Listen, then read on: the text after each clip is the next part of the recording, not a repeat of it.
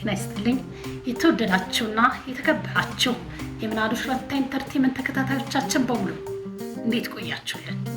ይህ በየሳምንቱ ወደ እናንተ ይዘን የምንቀርበው የትረካ ሰዓታችን የትረካ ሰዓት ቻናላችንን በቅንነት ሰብስክራይብ፣ ሼር፣ ላይክ እያደረጋችሁ ቤተሰብ እንድትሆኑ ታሪኮቻችን ደግሞ ለሌሎችም እንድታጋሩ በትህትናና በፍቅር እየጠየቅኩኝ ከወዲሁ ስለ አብሮነታችሁ ከልብ አመሰግናለሁ። ያልተነበበው አንባቢ አቶ ነጋሽ ባልቻ፣ ጸሐፊ አንዱዓለም አራጌ፣ በትረካ አዘጋጅቼ ያቀረብኩላችሁ ምናሉሽ ረታ ነኝ። ያልተነበበው አንባቢ ክፍል 41። እንግዲህ ኮሎኔል መንግስቱ የባሰ እንጂ የተሻለ ነገር ይዘው አልመጡም።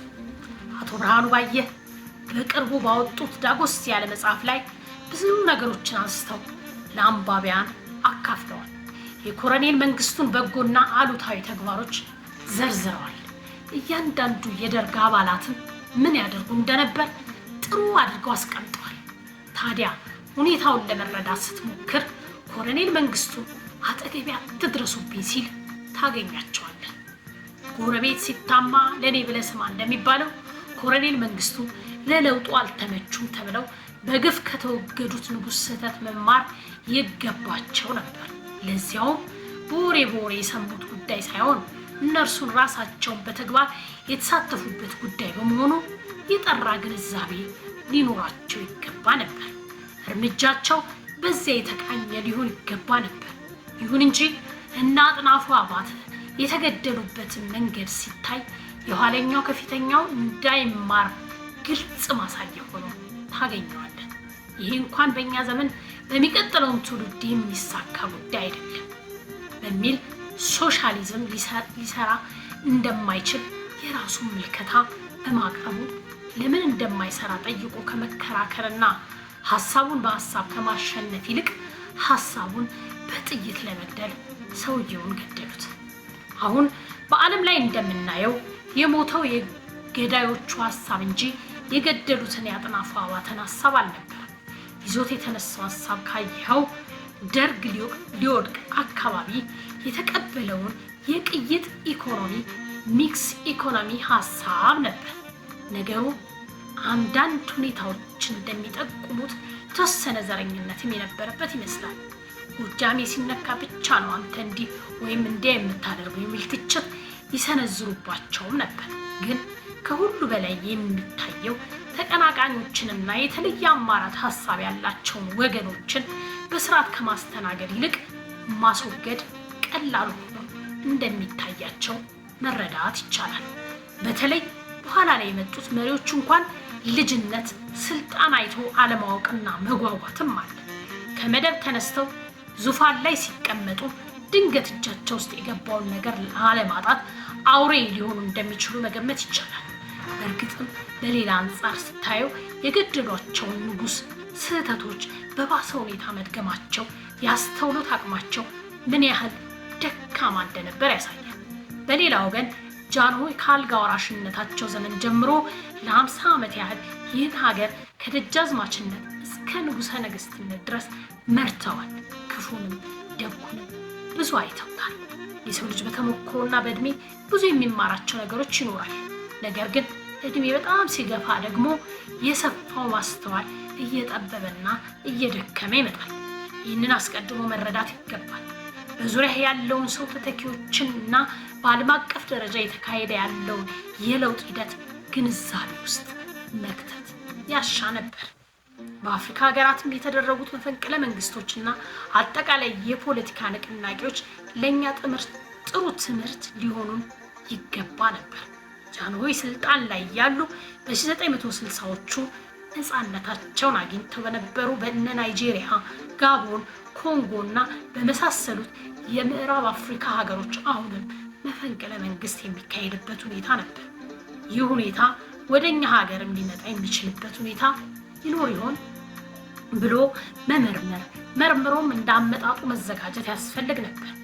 ጃንሆይ ነፃ ሲወጡ ያዩአቸው ሀገሮች መሪዎች 2-3 ጊዜ ሲገለበጡ ሲያዩ፣ በተለይ ደግሞ በ953 ዓመተ ምህረት መፈንቅለ መንግስት ሙከራውን ካዩ በኋላ ይህ ነገር እኔ ጋር አንድ ቀን ቢመጣስ፣ ከመሆኑስ በፊት ምን ማስተካከያ እርምጃዎችን ልወስድ ይገባል ብለው ጠይቀው ተገቢውን እርምጃ ለመውሰድ አለመዘጋጀታቸው ሳይ እንቆቅልሽ ይሆንብኛል።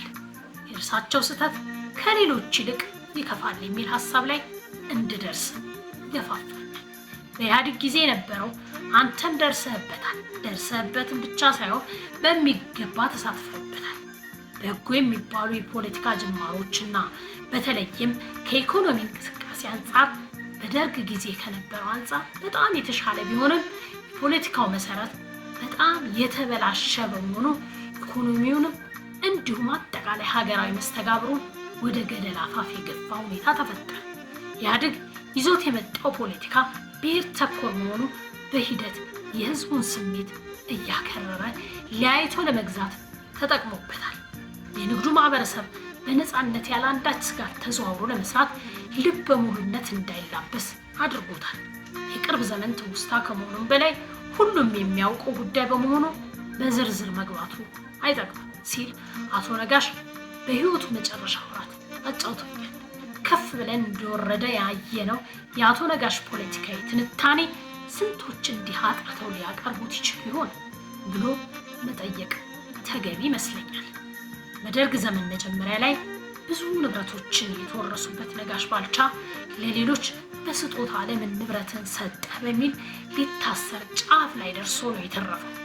የጠቆመው ሰው ተሳክቶለት ባይታሰርም የቤቶቹና የቦታው መወረስ ሳያንስ የደረሰበት ጫና ከፍ ያለ ነበር። የደርግን ወደ ስልጣን መምጣት ተከትሎ የንግድ ስራ መቀዛቀዝ በከፍተኛ ሁኔታ ይስተዋል የነበረ ቢሆንም እየሰራው እንጂ ቁጭ ብዬ አልሞትም ያለው ነጋሽ ስራውን አጠናክሮ ቀጠለ። የነጋሽ ህይወት መዳከም የአንድ እርሱ ህይወት ብቻ መዳከም ሳይሆን በዙሪያው ያሉ የአያሌውና የቤተሰባቸው ህይወት መውደቅ ነበርና ጠንክሮ ከመስራት ውጪ አማራጭ አልቀረበለትም። ፍራንኮ ቫሉታና ሱር ታክሲ እየከፈለ ስራውን ቀጠለ። አልሞት ባይ ተጋዳይ እንዲሉ በነበረው አስቸጋሪ ሁኔታም ቢሆን ብዙ ፈታኝ መሰናክሎችን በማለፍ የንግድ ስራውን በማስቀጠል እንደቻለ በስራው ሂደት እጅና ጓንት በመሆን ከአቶ ነጋሽ ጋር ሲሰራ የነበረው አቶ ማሩ ገዳ ያስታውሳል።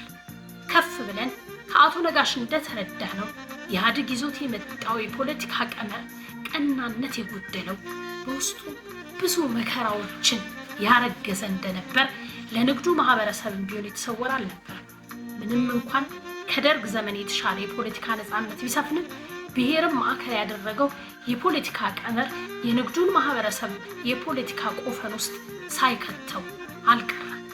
ለዚህም ነው አንቀጽ 39 ይሰረዝልንና ጉራጌ ከኢትዮጵያ የጠበበ ሀገር የለውም በሚለው ሀሳብ በእነ አቶ ነጋሽ ውስጥ መቀጣጠል የጀመረው። ሶዶ ጎርደና የሚባል የፖለቲካ ድርጅትም የተቋቋመው በዚሁ በኢህአዴግ ዘመን ነበር።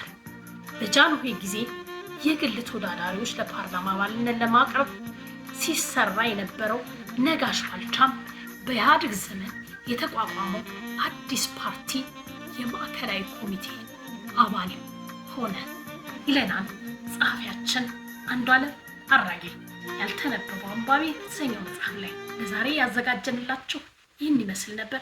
በቀጣይ ሌላኛውን ክፍል ይዘን እስክንገናኝ ቸር ቆዩልን እያልን ቻናላችንን በቅንነት ሰብስክራይብ፣ ላይክ፣ ሼር ማድረጋችሁን እንዳትረሱ በድጋሚ እናስታውሳለን። ስለዚሁም ስለ አብሮነታችሁም ስለ ሁሉም ከልብ እናመሰግናለን። አበቃ።